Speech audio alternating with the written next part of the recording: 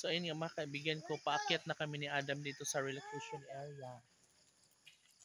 Kasi nga, para makaarating na naman kami sa bahay. Kasi kumakagat na naman yung dilim mga kaibigan ko. And buti lang talaga walang ulan talaga mga kaibigan ko, no? Ganda.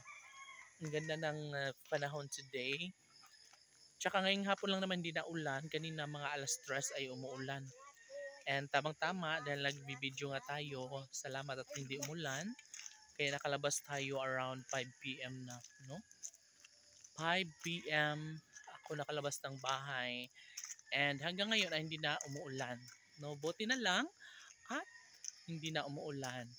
At nakalabas tayo at nakarating doon tayo sa may labasan. Ngara agiloy. Anak agi. Sige. And yun nga mga kaibigan ko.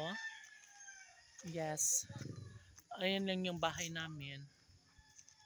Yung pangalawa dyan. Ayan si Adam, doon na siya dumaan. Ako naman dito sa kalsada. Kasi nga, mahirap yung daan doon, madulas and maputik.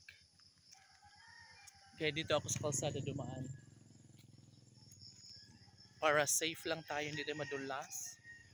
And yes, yung mga kaibigan ko, yung mga bata doon ay naglalaro pa sila ng badminton doon sa unahan. And silipin lang natin sila konti, saglit.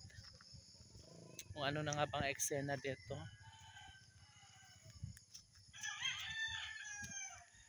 So naalala ko yung mga nakaraan sa lugar namin ay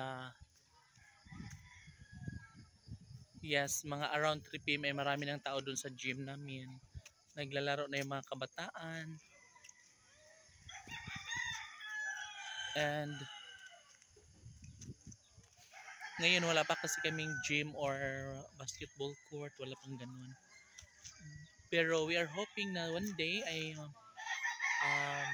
magkaroon din, no, ng mga barangay gym, ng mga infrastructure para mayroon ng mapaglilibangan ang aming mga kabataan dito sa aming relocation area.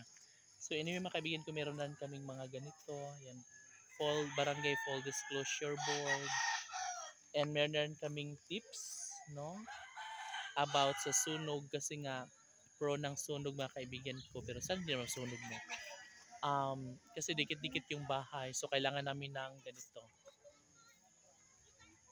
Yes, number 1, hugutin sa saksakan ang mga appliances at patayin ang gas tube. Kung hindi naman gagamitin, iwasan ang electrical overload. Huwag mag-imbak ng mga bagay na maaaring maging sanhi ng sunog gaya ng oil o gas lamps at pintura. Ayan. And pangatlo, ilayo sa mga bata ang mga pwedeng pagmula ng sunog gaya ng kandila. Pang-apat, maglagay ng fire extinguisher sa bahay at alamin ang paggamit nito. And lastly, ilista ang mga emergency hotline sa inyong lugar. O, di ba? Sobrang nakakatulong siya, no?